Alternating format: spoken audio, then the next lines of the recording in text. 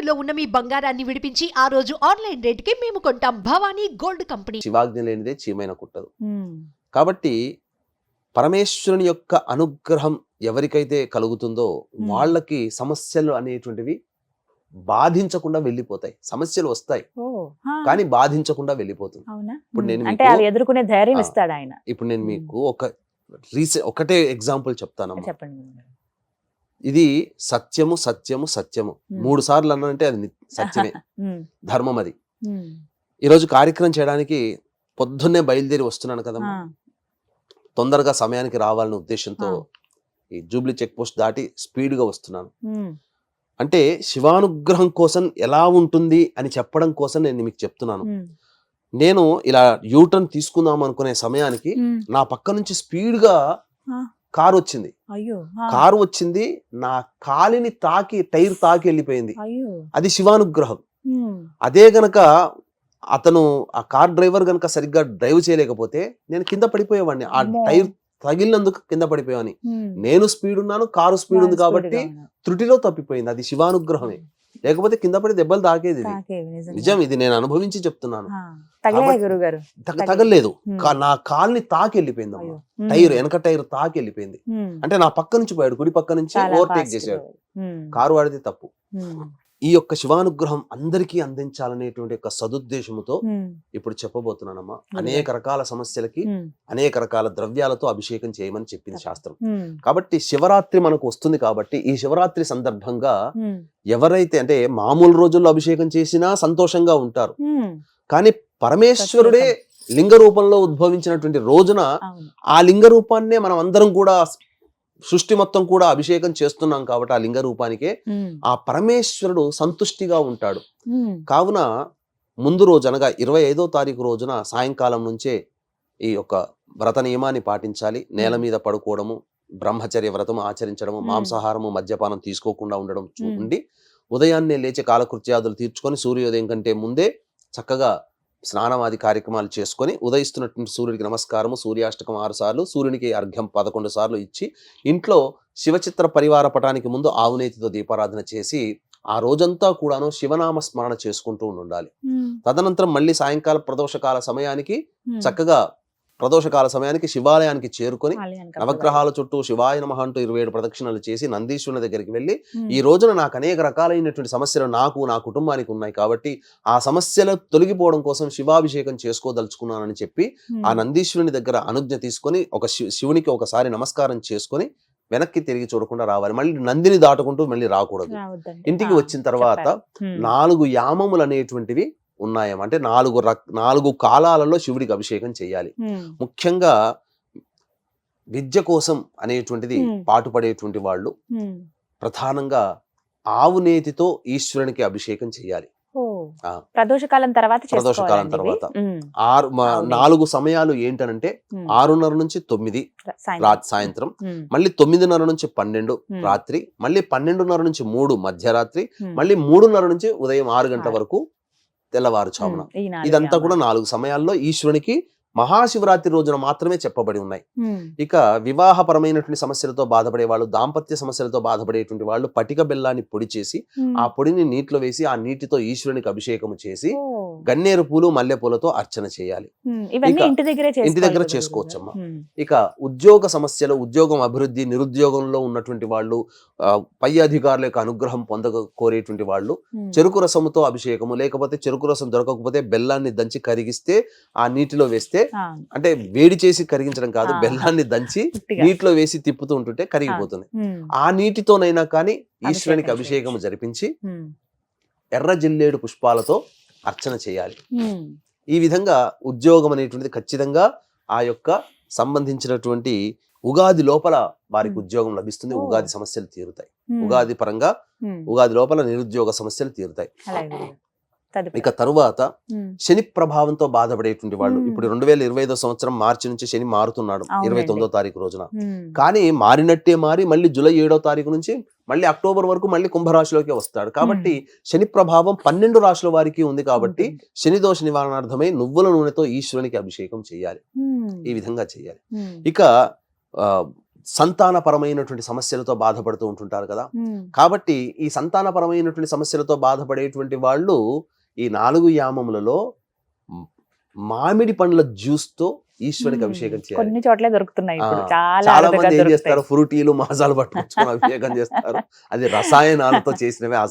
అందులో అసలు మైసూర్ పాకులో మైసూర్ ఎలా ఉండదో అట్లాగే లభ్యం కాని పక్షంలో ఖచ్చితంగా మన షాపులలోకి వెళితేనమ్మా కొన్ని టిన్స్ దొరుకుతాయి. చిన్నవి నుంచి కిలో వరకు కూడా అసలు సిసలైన మామిడి పండ్ల జ్యూస్ ని స్టోరేజ్ చేసిన టిన్స్ దొరుకుతాయి, ఖచ్చితంగా దొరుకుతాయి. వాటితో అభిషేకం చేయవచ్చు మామిడి పండ్లతో. ఇది విద్య, వివాహ, ఉద్యోగ, దాంపత్య, సంతానం, అనారోగ్య సమస్యలు. ఇక ముఖ్యంగా ప్రతి మానవుడికి కూడాను అనారోగ్య సమస్యలు అనేటువంటివి ఉంటాయి ఖచ్చితంగా. కాబట్టి ఆ తిప్పతీగ చూర్ణము ఉంటుంది కదా, ఆ తిప్పతీగ చూర్ణముతో అభిషేకము చేసిన ఆయుర్వేద షాప్ లో దొరుకుతుందమ్మా. లేదా తిప్పతీగ తీసుకొని వచ్చి నీటిలో నానబెడితే ఆ నీరంతా దిగుతుంది, ఆ నీటితో అభిషేకం చేయవచ్చు. అలాగే గరిక తీసుకుని వచ్చి గరికను వేసేసి ఆ నీటితో గరిక అభిషేకం చేయొచ్చు. ఇక బంగారం అంటే హిరణ్యము, బంగారం అభిషేకం అంటే బంగారం కరిగించలేంగా. అలాగే బంగారాన్ని చక్కగా శుద్ధి చేసి ఆ యొక్క బౌల్లో బంగారం వేస్తే కొంత సమయానికి అది బంగారు నీరుగా మనం శాస్త్ర ప్రకారం అవుతుంది. కాబట్టి ఆ బంగారు నీటితో ప్రతి పండ్ల రసముతో అభిషేకం చేయవచ్చు. అలాగే చాలా మంది శత్రు సమస్యలు, ప్రయోగ బాధలు అనేటువంటివి ఉంటాయి. కాబట్టి ఇటువంటి వాళ్ళు ఈ ప్రయోగ బాధలు, శత్రు సమస్యలు మనకు తెలియకుండా ఎవరైనా అభిచారిక కర్మ దోషాలు, చాలా మందికి నరదృష్టి అనేటువంటిది ఉంటుందమ్మా, నరఘోష ఉంటుంది. ఇటువంటి వాళ్ళు ముఖ్యముగా ఆవ నూనెతో ఈశ్వరునికి అభిషేకము జరిపించి తెల్ల జిల్లేడు పుష్పాలతో గనక అర్చన చేసినట్లయితే ప్రయోగ బాధలు, శత్రు సమస్యలు, కోర్టు సమస్యలు ఇలా అనేకంగా చాలా మటుకు తొలగిపోతాయి. ఇక తరువాత అన్నిటికంటే ప్రధానమైనటువంటిది మనం పరమేశ్వరునికి మనం ఎక్కువగా ఇష్టపడతామో అంటే పరమేశ్వరునికి మనము ఏదైనా సమర్పిస్తే ఏ యొక్క కోరిక కోరి ఆ కోరికకు సంబంధించినటువంటి ద్రవ్యాన్ని సమర్పిస్తే ఆ కోరికని 10 రెట్ల విధంగా మనకు తీర్చి మనకు అందిస్తాడు.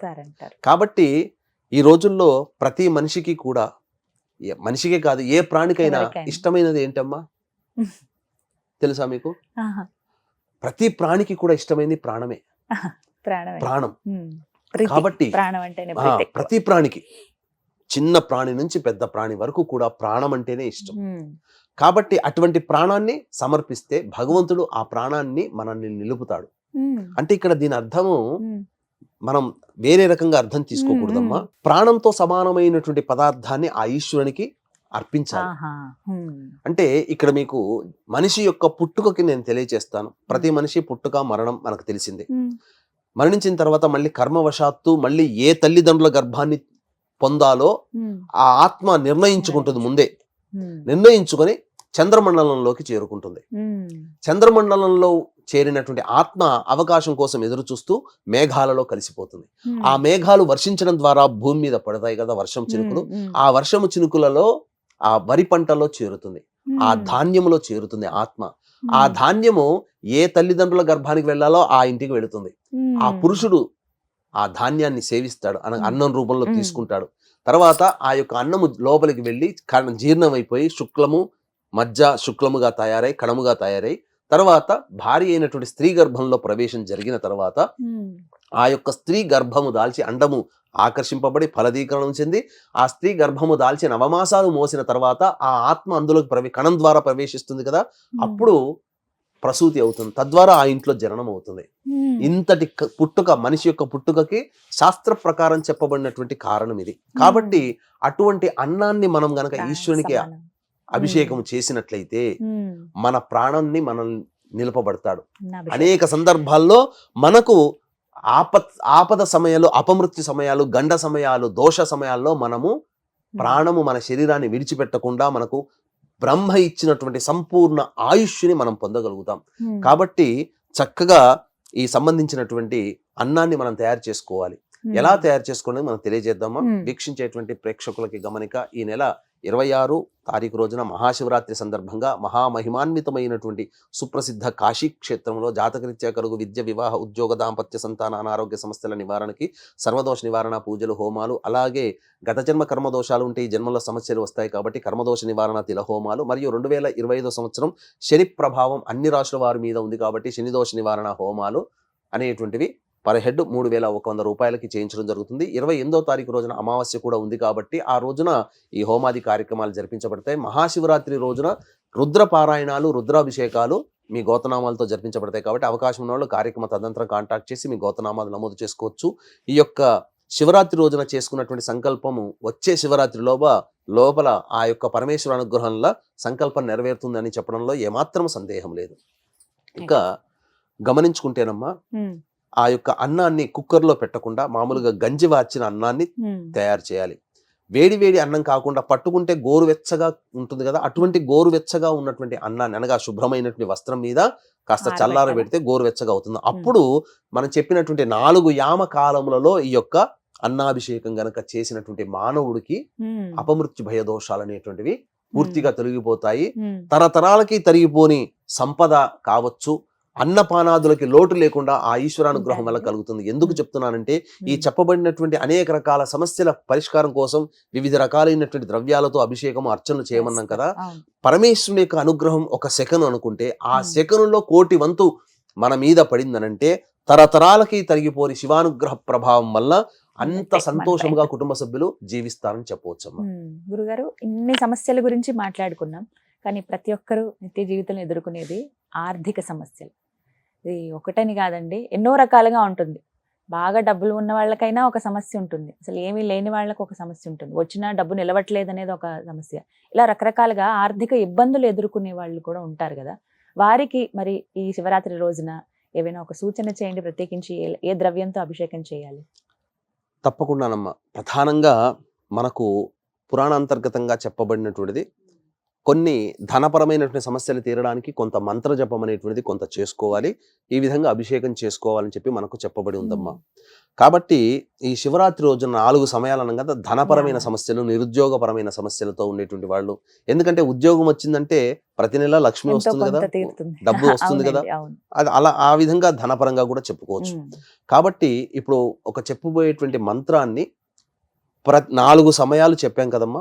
4 సమయాల్లో 1008 సార్లు కానీ లేదా 3000 సార్లు కానీ జపం చేయవచ్చు అభిషేకం చేసి. ఏమా మంత్రము అది చేసి నిష్టగా చేస్తే గనక ఖచ్చితంగా ఉగాది లోపలమ్మా ఆ శివానుగ్రహం వచ్చి తీరుతుంది, అందులో సందేహమే లేదు. కానీ నిష్టగా నియమంగా చేయాలి. ఇప్పుడు ఆ మంత్రాన్ని తెలియచేస్తాను. చెప్పండి. ఓం నమః శివాయ కుబేరాయై ధన ధాన్య సమృద్ధిం మే దేహి దాపయ నమః. ఓం నమః శివాయ కుబేరాయై ధన ధాన్య సమృద్ధిం మే దాపయ నమః. ఓం నమః శివాయ కుబేరాయై ధన ధాన్య సమృద్ధిం మే దేహి దాపయ నమః. ఇది ఈ విధంగా 1008 సార్లు కానీ 3000 సార్లు కానీ 4 యామంలో అలా చేసుకోవాలి. 4 సార్లు చేస్తే 4,108 లేదా 3000 చేస్తే 4 3 12,000 జపం చేసి ఈ విధంగా జపం చేసిన తర్వాత అప్పుడు అర్చన 4 యామాలలో బిల్వదళాలతో, మారేడు పత్రాలతో అర్చన చేయాలి. ఎందుకంటే మారేడు అంటే ఎందుకు మనం మారేడు తలంతో చేస్తామంటే కలియుగంలో ధనమిదం మూలం జగదు కాబట్టి, డబ్బు మనిషికి అందాలి కాబట్టి లక్ష్మీ స్వరూపము మారేడు దళం కాబట్టి మారేడు దళంతో అర్చన, డబ్బుతో మనం అర్చన చేయలేం కాబట్టి లక్ష్మీ స్వరూపమైనటువంటి మారేడు దళంతో అర్చన చేయడం ద్వారా మనకు ఆ పరమేశ్వరునికి మనం ఏం తెలియపరుస్తున్నాము ఈ యొక్క మారేడు దళంతో అంటే, నాకు డబ్బు లేదయ్యా, నిర్ధనున్నయ్యా, ధన సమస్యలు ఉన్నాయ్యా, నాకు ధనాన్ని ప్రసాదించు స్వామి అనే భావంని తెలియజేయడం కోసం మారేడు దళాలతో అర్చన చేస్తున్నాం. ఈ విధంగా ఉద్యోగ సమస్యలు, నిరుద్యోగ సమస్యలు ఉన్నటువంటి వాళ్ళు చేయడం వల్ల ఖచ్చితంగా ఉద్యోగం లభిస్తుంది. దీని అంతరార్థం ఉద్యోగం వస్తే డబ్బు వచ్చినట్టు ఇంతకుముందు చెప్పుకున్నాం. కాబట్టి ఈ విధంగా చేస్తే చాలా మంచిదమ్మా. ఈ విధంగా మనకు జన్మకో శివరాత్రి, మహా సంవత్సరానికి ఒక శివరాత్రి, ఇటువంటి శివరాత్రి రోజున పరమేశ్వరుని అనుగ్రహం కోసం పరితపించే మానవుడంటూ ప్రతి వాళ్ళు ఉంటాడు, ప్రతి వాళ్ళు పరితపిస్తారు. ఆ విధంగా శివుని దర్శనం చేసుకొని మానవుడు అంటూ ఉండడు. కాబట్టి ఈ ఒక్క రోజున మన సమస్య కంటే మనకు ఏది కాదు, పక్కవాడి సమస్య మనకి మనం పట్టించుకోం, మనం Hmm. బాగుంటేనే కదా. ఉమ్. కాబట్టి మన సమస్య తీరాలంటే ఈ యొక్క అవకాశాన్ని మనం జారవిడుచుకున్నామంటే మళ్ళీ వచ్చే సంవత్సరం శివరాత్రి వరకు వేచి చూడాలి. కాబట్టి వీక్షిస్తున్నటువంటి సుమన్ టీవీ ప్రేక్షకులందరూ కూడా ఈ యొక్క అవకాశం పరిహారాలని ఇది. చక్కగా చేసుకోండి. ధనపరమైన సమస్యలు, మీకున్న సమస్యలకి ఏ ద్రవ్యాలతో అభిషేకం చేయమని చెప్పడం జరిగిందో అవన్నీ చేసుకోవడం ద్వారా ఉమ్. మీకు ఖచ్చితంగా రిజల్ట్ ఉగాది లోపల వచ్చి తీరుతుందని చెప్పడంలో ఏమాత్రం సందేహం లేదు. ఇంకా అవకాశం ఉంటే కాశీ క్షేత్రంలో మన పీఠం ఆధ్వర్యంలో 26, 28వ తారీఖు రోజున ఉమ్. జరిగేటువంటి పూజాది హోమాది కార్యక్రమంలో పాల్గొనవచ్చు. గోత్రనామాలు నమోదు చేసుకోవచ్చు. చక్కగా వివరించారు గురుగారు. ధన్యవాదాలండి. సర్వం శ్రీ ఉమామహేశ్వర పరబ్రహ్మార్పణమస్తు.